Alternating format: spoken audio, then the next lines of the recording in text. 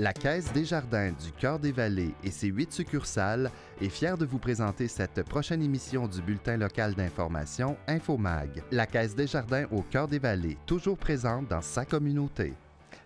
À InfoMag ce soir, un résumé des dossiers en cours à l'Ange Gardien. La CSCV recherche un nouveau commissaire et il sera question d'une maladie silencieuse, l'hépatite C.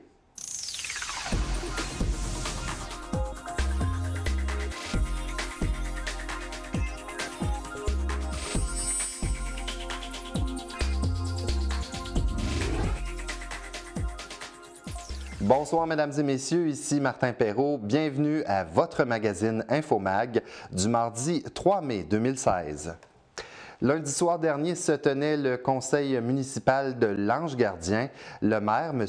Robert Goulet, résume pour nous les dossiers en cours dans la municipalité. Oui, effectivement. Ce soir, nous avons adopté un règlement qui porte sur les voitures électriques. Alors, la municipalité de l'Ange Gardien s'engage à verser 250 $ par citoyen de l'Ange Gardien qui a une voiture électrique qu'on peut collecter à même la borne que l'on a ici, notre nouvelle borne, sur la façade de la mairie.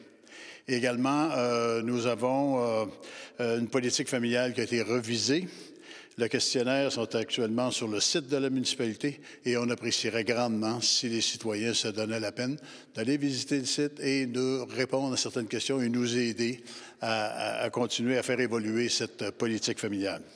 Et également, nous avons ce soir aussi déposé le rapport financier de 2015 préparé par l'auditeur et on a le plaisir d'annoncer aux citoyens que nous avons un surplus de 150 000 $.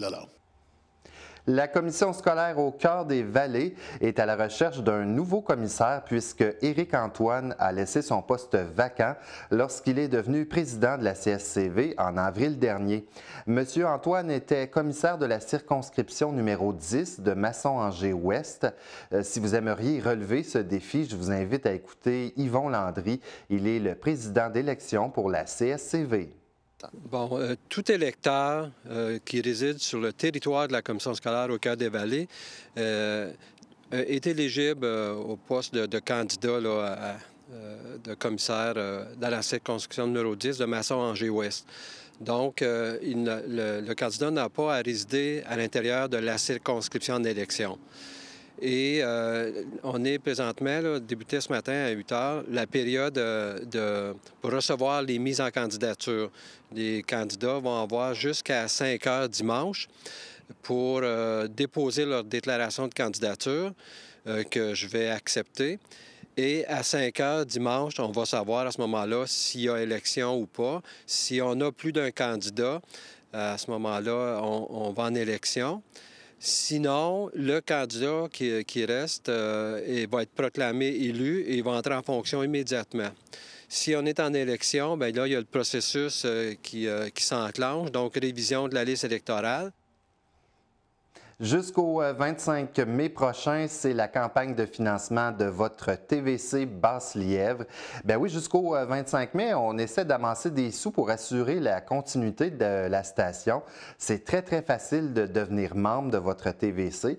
Vous pouvez acheter une carte de membre, elle est 10 $ et cela vous donne évidemment le droit d'accès à un tirage. Il va y avoir plusieurs prix et également une carte pour un bingo télévisé qui va avoir lieu le 25 mai.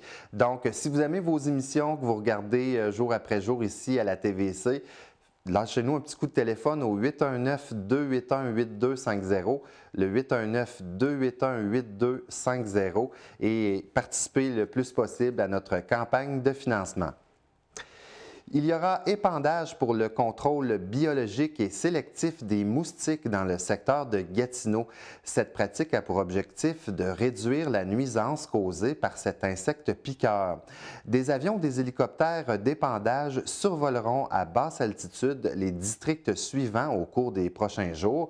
Il y a le district de Pointe-Gatineau, Carrefour de l'Hôpital, du Versant, de Bellevue, du Lac-Beauchamp, de la Rivière-Blanche, ainsi que Masson-Angers. Le produit utilisé est sécuritaire pour la santé publique et l'environnement. Il affecte uniquement les larves des insectes piqueurs. La firme GDG Environnement Limité est mandatée pour réaliser le programme de contrôle biologique des moustiques jusqu'en 2017. Les travaux d'épandage sont faits à la demande des citoyens qui paie selon le principe d'utilisateur-payeur. Le programme de contrôle biologique des moustiques sur le territoire Gatineau existe depuis 1996. La Maison de la famille Vallée de la Lièvre a tenu son bazar le 1er mai dernier au centre communautaire de Buckingham, sur la rue Joseph. Malgré la température, 52 tables ont été louées, ce qui est un franc succès pour l'organisme. D'ailleurs, on profite de l'occasion pour vous inviter à une grande fête familiale le samedi 14 mai à la Maison de la famille au 321 avenue de Buckingham. Il y aura animation pour enfants, des jeux extérieurs, un barbecue gratuit. Pour information, vous faites le 819-281-4359, le 281-4359.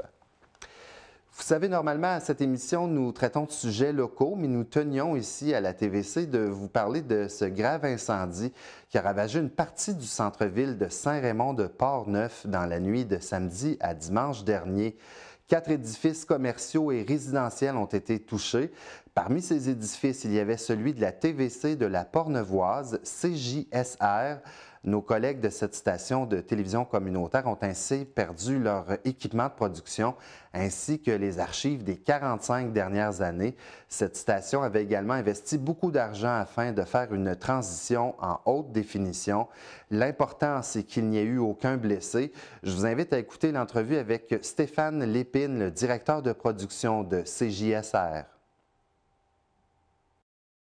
Oui, dans le fond, ça s'est passé à minuit 30. Nous, on a su vers environ 1h du matin là, que c'est ça, le bâtiment est en flammes parce que ça a commencé dans un bâtiment à côté. Par la suite, ça s'est attaqué à un garage qui était entre les deux bâtisses, là, un garage qui appartenait à notre câbleau distributeur d'Éry Télécom. Et par la suite, ça a parti. C'est quand même un bâtiment qui datait dans les années 20, années 30. Alors, très vieux, il y avait une isolation en brin ici, donc ça a parti, mettons. Donc nous, on n'était pas là. Moi, je suis arrivé sur les lieux environ vers 2h, 2h15 du matin. Et puis, on a juste pu constater le drame. J'avoue, ce matin, là, on était un petit peu sous le choc. Hier aussi, quand le soleil s'est levé, on a vu les dommages incroyables. D'ailleurs, le feu a été circonscrit dans les alentours de 8-9 heures le matin. Ça a brûlé de quasiment 8 heures en ligne. Donc, il y a eu beaucoup d'interventions qui ont été faites. Les sapeurs-pompiers ici, il y a eu 3-4 brigades qui sont venues en renfort. Ça a été un travail extraordinaire qu'ils ont fait justement pour pas que ça continue dans le centre-ville de chaque côté. Mais juste pour revenir à notre état d'esprit, c'est sûr que c'est de l'impuissance, c'est du patrimoine qui s'envole en fumée. Les archives, on avait quand même placé plusieurs cassettes VHS au centre d'archives régionales, ce qui va nous sauver un petit peu, mais il reste qu'on en a perdu pratiquement la moitié. Dans l'information, on a vu passer que la cause pourrait être, par exemple, un objet de feu d'artifice ou un pétard à mèche. Est-ce que vous avez eu confirmation de ça? On n'a pas la confirmation à 100%. Ce qu'on a entendu parler, puis c'est par le maire là, qui a fait des entrevues là-dessus, l'hypothèse, c'est que justement dans le bâtiment où le feu a décollé, il y avait une espèce de balcon au 2e étage et il y aurait eu des individus qui auraient essayé de partir des feux d'artifice à partir de là. Et puis, c'est peut-être pas une bonne idée parce que, je sais pas si vous avez déjà vu le centre-ville, c'est assez serré ici à Saint-Raymond. Et puis, c'est très patrimonial aussi. Le centre-ville a brûlé aux alentours de 1907 et tous les bâtiments sont pratiquement pareils et collés. Donc, même s'ils sont en briques, du feu, ça reste du feu. Donc, nous, le bâtiment d'Éry Télécom n'était pas en briques. Alors, c'est un des seuls, justement, qui avait été épargné à l'époque. Et puis, c'est ça, ça a pris assez rapidement. Ce matin, on a eu une réunion et puis c'était avec les membres du CA, les membres de l'équipe de direction et aussi les employés. et tout le monde est unanime, on repart. Et je l'ai écrit justement sur Facebook aujourd'hui, tel un phénix, nous renaîtrons de nos cendres et en septembre, on sera de retour en HD. C'est une promesse. Une bien mauvaise nouvelle est survenue dimanche dernier vers 11h30.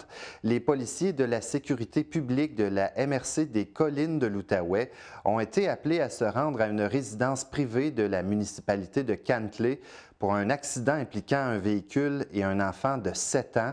Selon les premières informations, l'accident se serait produit alors que toute la famille était à l'extérieur de la résidence et que le véhicule se serait soudainement mis en mouvement en heurtant ainsi un des enfants.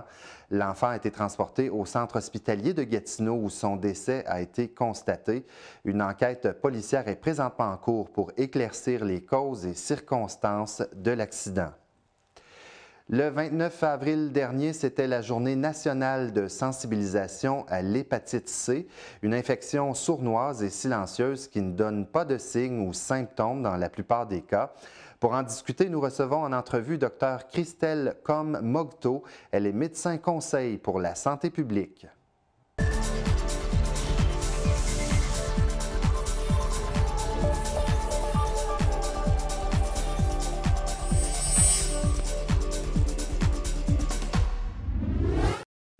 Alors oui, docteur Combes-Mogto est avec nous ce soir. Bonsoir, docteur. Bonsoir, M. Perrault. Vous allez bien? Oui, merci. Le 29 avril dernier, c'était la toute première journée de sensibilisation à l'hépatite C, contre l'hépatite C. Et vous me disiez que c'est la première fois que ça arrive, cette journée-là, c'est ça? Oui, en fait, la journée a été décrétée l'année dernière, puis cette année, c'est effectivement la première journée de sensibilisation à l'hépatite C. Et ce que j'ai appris aussi en parlant à quelqu'un de chez vous, c'est que l'hépatite C, ce n'est pas une maladie, mais c'est une infection. Est-ce que vous pouvez me dire un peu c'est quoi la différence? La différence, c'est que c'est ce qui fait vraiment la particularité des infections comme l'hépatite C, c'est qu'elle peut demeurer asymptomatique pendant longtemps, donc la personne n'a aucun symptôme, ou elle peut aussi, la personne peut présenter des symptômes, à ce moment on va parler de maladie. Donc c'est ça la grosse différence. Et est-ce que c'est vrai que c'est une infection qui est dure à trouver, à diagnostiquer quand on va voir notre médecin? Disons que ce qui fait que c'est difficile de détecter l'hépatite C, c'est le fait justement que les gens ne vont pas avoir de symptômes. Donc, ils ne vont pas aller voir le médecin pour se faire diagnostiquer. C'est pour ça qu'on pense que dans les données que nous avons actuellement, il y a à peu près 40% des personnes qui sont porteuses du virus, mais qui ne le savent pas parce que justement le virus n'a pas encore été détecté. Comment on peut attraper ça? Alors c'est une maladie qui se transmet essentiellement par voie sanguine. Donc il faut que une personne soit en contact avec le sang d'une personne infectée.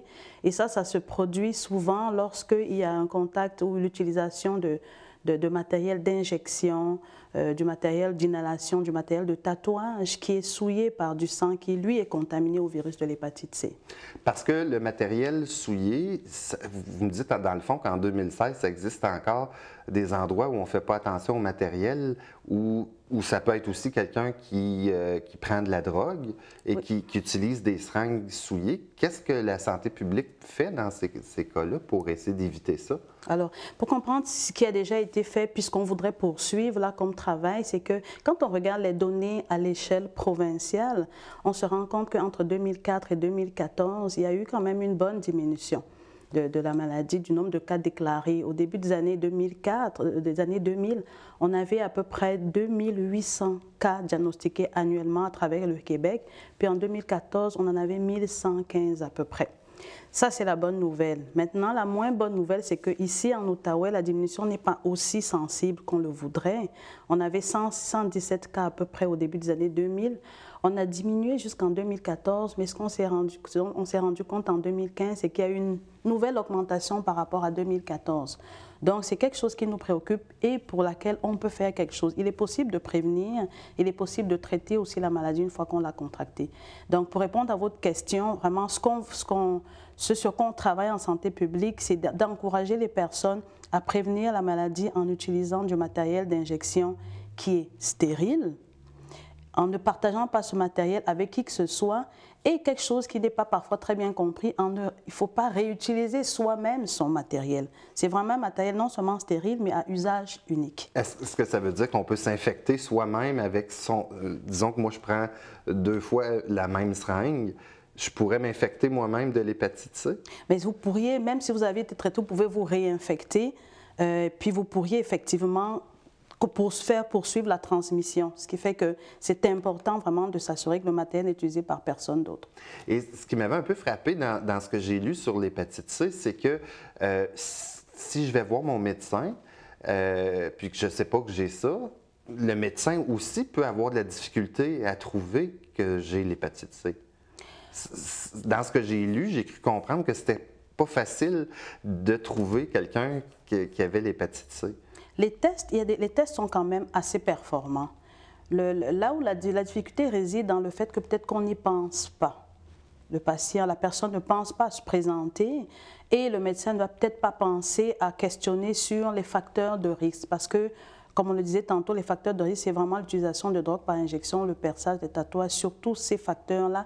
Il y en a d'autres, mais c'est quand même assez marginal. Donc, il faut vraiment rechercher ces facteurs. Et une chose de particulier aussi que à laquelle les gens ne pensent pas souvent, c'est que même si on s'est injecté une seule fois dans sa vie des drogues, il est important de se faire dépister. Ce n'est pas l'utilisation régulière qui fait en sorte uniquement qu'on puisse être infecté, mais même une seule fois, c'est suffisant pour avoir été infecté. Et disons que quelqu'un est infecté, comme vous dites, ça paraît pas, ça prend du temps avant que ça fasse un dommage. Combien de temps, puis qu'est-ce que ça peut faire comme ravage, cette infection-là? Alors, au début, lorsque vous contractez le virus, il y a quelques semaines qui s'écoulent, puis après, vous entrez dans ce qu'on appelle la phase aiguë, où vous pouvez avoir des symptômes ou pas. Il y a 80% des gens qui ne vont pas avoir des symptômes. Et même quand on en a, c'est souvent des symptômes qui ne sont pas forcément spécifiques à la maladie. Les gens vont faire de la fièvre, avoir des nausées, des vomissements, avoir mal au ventre. Et quelque chose de caractéristique quand même, c'est qu'ils vont avoir une coloration jaune des yeux puis de la peau. Mais pour plusieurs, il n'y aura pas de manifestation, puis 8 personnes sur 10 vont passer à une étape de porteur chronique. Alors, on va avoir 2 personnes chez qui le virus va s'éliminer, la personne va être guérie en l'absence de traitement, mais il y a quand même 80% des gens qui vont continuer de porter le virus. Alors là, il y a 2 complications, il y a 2 événements qui vont finalement avoir lieu. Un, c'est que la transmission va se poursuivre à travers cette personne, et 2, c'est que la personne en elle-même va avoir de grandes chances de développer des complications au niveau de son foie. Là, on parle de complications vraiment sévères qui peuvent aller jusqu'au cancer du foie et nécessiter des greffes. Quelqu'un qui apprendrait assez tôt qu'il a l'hépatite C, est-ce que ça se guérit? Oui, il y a des traitements actuellement qui se font, donc il est possible de guérir de la maladie. Ce qui est certain, c'est qu'un des facteurs qui facilite ou un des facteurs gagnants pour le succès du traitement, c'est vraiment le diagnostic précoce. Raison pour laquelle les personnes qui sont à risque sont vraiment invitées à être dépistées pour pouvoir être traitées rapidement. Donc, le message, ça serait vraiment s'il y a des gens qui utilisent du matériel pour s'injecter, des choses comme ça, ils devraient à ce moment-là mentionner directement à leur médecin, écoutez, vous pouvez-vous en même temps que vous me faites mes tests, vérifier si je n'aurais pas l'hépatite C. Ça serait un petit peu ça le message qu'on peut dire aux gens? Effectivement, mais j'aimerais ça quand même avoir un message un peu plus complet parce que premièrement, pour éviter l'hépatite C, la première chose, c'est d'éviter de s'injecter des drogues. Oui. Ça, c'est la première chose. La deuxième, c'est que si on s'injecte des drogues, il faut utiliser du matériel stérile, du matériel à usage unique. Et puis ça, on peut s'en procurer dans les pharmacies ou encore au CLSC. C'est distribué vraiment sans jugement, sans question. Donc vraiment, j'encouragerais les personnes utilisatrices de drogues injectables d'aller s'en procurer. La troisième chose, c'est que si on a utilisé des drogues, il faut effectivement se faire dépister. Donc, il est possible de le dire à son médecin de famille lors de l'entrevue qu'on utilise des drogues par injection. À ce moment, un test de dépistage, si on n'a pas de symptômes, là, va être demandé. Est-ce que c'est facile de m'expliquer assez rapidement la différence entre, moi j'ai entendu hépatite A, B, C. Qu'est-ce que ça veut dire? Est-ce que ça s'explique facilement? C'est 3 virus de toute façon différents et le mode de transmission n'est pas pareil. Le virus de l'hépatite A, pardon, ça se transmet plus de manière féco-orale, donc par les selles de l'individu. L'hépatite C, c'est plus par le sang dont on vient de parler. L'hépatite B, c'est par le sang et aussi par relation sexuelle. Écoutez, docteur, je vous remercie infiniment d'avoir participé à notre émission. Ça nous a éclairé beaucoup sur l'hépatite C. Merci beaucoup. C'était un plaisir. Merci.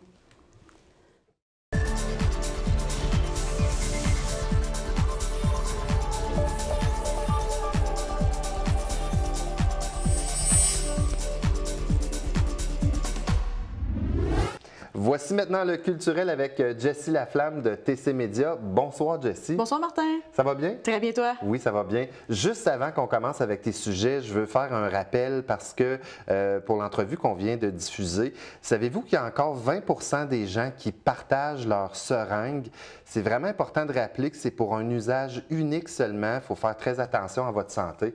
Alors, Jessie, on va avec le culturel. Multitude pour commencer. Oui, multitude. Ça se passait en fin de semaine. C'est une tradition à l'école secondaire Armdas-Gamelin.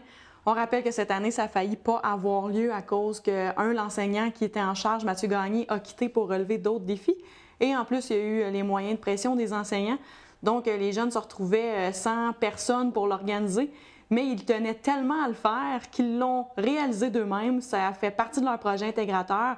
Et donc, 20 artistes ont fait des petits sketchs sous le terme « Embrasser la mariée » qui donne lieu à des situations loufoques, parfois même des malaises. Mais c'était ce que les jeunes voulaient d'une certaine façon. Ils ne voulaient surtout pas se censurer dans leur écriture. Et en plus, ils avaient sélectionné une vingtaine d'artistes pour faire des numéros de chant, d'humour et de danse. Ça a été un succès. Il manquait de billets VIP même quelques jours avant l'événement. Les jeunes ont dû en créer d'autres à la dernière minute et en nombre limité à la porte. Donc, sur les commentaires qu'on pouvait voir sur Facebook, les jeunes sont très contents de leur succès. Et il y a aussi une exposition Georges et Odette Robert. Oui, c'est une exposition artisanale, c'est une tradition à Saint-André-Avelin. C'est le temps de la fête des mères en fin de semaine. J'imagine que plusieurs personnes vont chercher le cadeau idéal. Eh bien, l'exposition artisanale commerciale de Georges et Étienne Robert fait 40 ans qu'elle existe. C'est vraiment une tradition à Saint-André-Avelin. Ça se déroule au complexe Wissel et à l'Arena. Une centaine d'artisans se regroupent à cette place, quelques commerçants aussi. Et c'est vraiment l'endroit idéal là, pour dénicher toutes sortes d'objets faits à la main, évidemment. Et pour les organisateurs, les fondateurs, en fait, Georges et Étienne, c'était un couple. Pour eux, c'était le but de promouvoir, en fait, l'artisanat. Et puis le comité organisateur qui a pris la relève, dont leur fille, Carole Robert, continue de perpétrer la tradition, surtout dans une époque où tout roule à 100 000 à l'heure. C'est important de promouvoir les gens qui prennent encore du temps de concevoir des choses à la main. Et donc, là, vêtements, bijoux, nourriture, on retrouve de tout. Et selon le comité organisateur, ce qui fait le succès de l'événement, c'est qu'on trouve beaucoup de diversité. Chaque année, on a des gens qui sont là depuis plusieurs années, mais aussi plusieurs nouveautés. Donc, ça se déroule en fin de semaine, samedi de 11h à 18h et dimanche de 10h à 16h30. Tu as bien dit nourriture, hein? Oui, bien, des produits transformés. J'aime ça, moi. Oui, Produits de nourriture transformés. Pas transformés. Moi, tout prendre. Est-ce que tu vas te mettre un chapeau de cow-boy pour aller au Festival Western de Saint-André-Avelin? Oui, bien, je reste un peu dans le thème de la fête des mères. Oui, bien, on a beaucoup de gens à mettre le chapeau de cow-boy pendant le Festival Western. Et en fin de semaine, vu que c'est la fête des mères, justement, il y a une promotion, des prix spéciaux, événement Festival Western qui se déroule du 15 au 24 juillet 2016, donc sur 10 jours, à Saint-André-Avelin, et la billetterie située au complexe Wissel, dans le stationnement. Donc, ceux qui vont à l'exposition artisanale pourront arrêter à la billetterie aussi. Le festival a dévoilé sa programmation la semaine dernière. Donc, Yoann sera là avec la caravane country, dont Laurent Jalbert, Paul Darèche, Brigitte Boisjoli et deux frères. On a aussi Dan Migras et ses invités, dont Sally Folk, Boum Desjardins, Marie-Chantal Toupin et Patrice Michaud. Yvan Penneau de La Voix fera la première partie.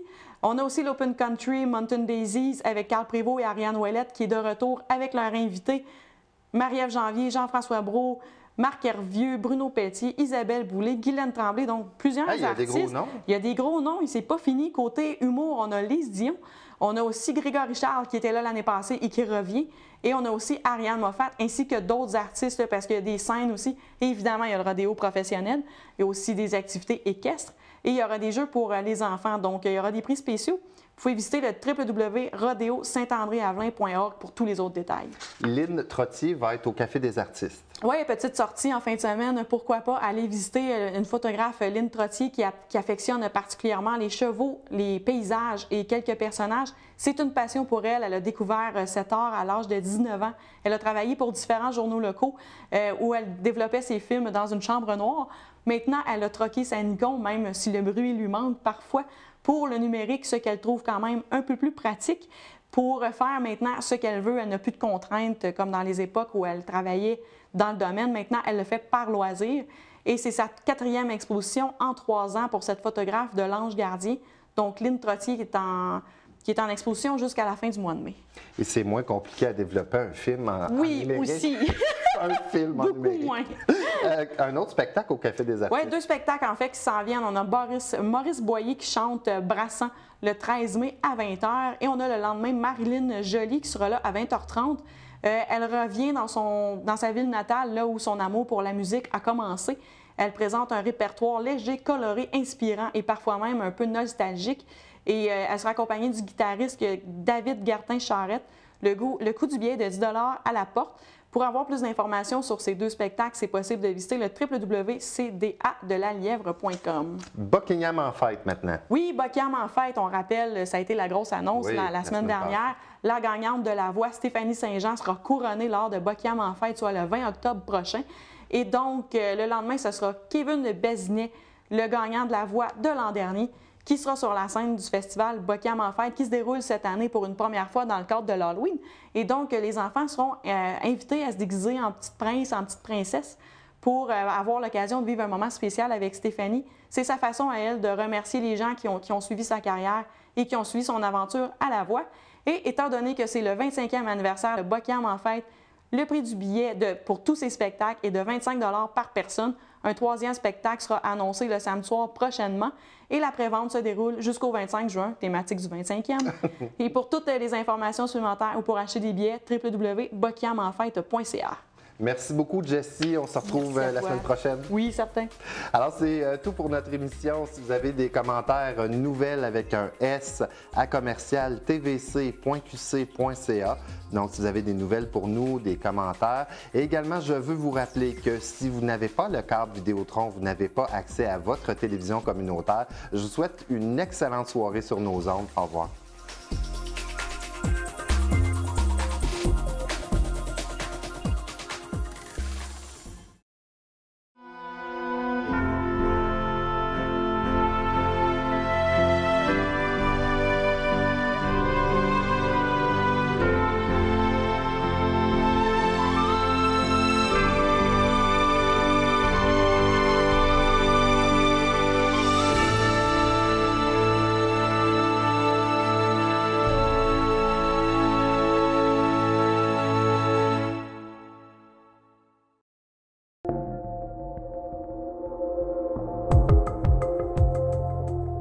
Après la Deuxième Guerre mondiale, le bâtiment qui a servi pour le projet 29 sur la rue Paluc sera vendu à une compagnie britannique qui va le transformer en usine de production de produits en plastique. Puis ensuite, quand la guerre est finie, ils ont changé ça pour une usine de plastique. C'était grand, ça, c'était épouvantable. Ils ont fait une belle entrepôt là-dedans, là, puis on travaillait 2 jours. Fait que on avait un bon salaire, mais moi, ils en avaient trop, là, puis ils m'ont offert parce que c'était la dernière rentrée.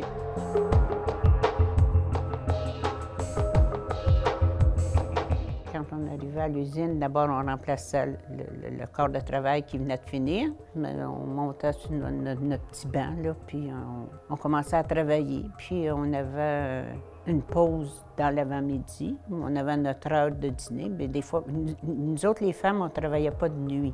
On travaillait le soir et le jour. On avait notre dîner, puis on finissait à 4 heures. On avait une pause dans l'après-midi aussi. Moi, je travaillais sur les presses. Il y avait plusieurs départements. Il y avait la place où ils faisaient... C'était des préformes que tu appelais. Ça, mais nous autres, on disait des pilules. C'était des morceaux de poudre pressée pour faire un morceau de plastique. Puis on mettait ça comme dans un petit fourneau pour les faire chauffer. Puis après ça, on ouvrait les presses. On mettait le morceau, il fallait le mettre à la bonne place. Puis là, on fermait la presse, puis encore, on avait tant de temps pour le laisser cuire, puis là, on le sortait. Il y en a d'autres qui faisaient des cabarets, toutes sortes de petits morceaux, des wall plates, des marettes. Il y avait toutes sortes de choses qui se faisaient. Ça, c'était dans les presses. Après ça, il y avait la finition, puis l'empaquetage. Je vais vous dire quelque chose, on sortait de là avec une odeur de plastique. Fait que il fallait changer quand on arrivait chez nous. Ça m'a ouvert des horizons, j'ai connu d'autres mondes, j'ai connu d'autres choses. Non, c'était des belles années, travailler là.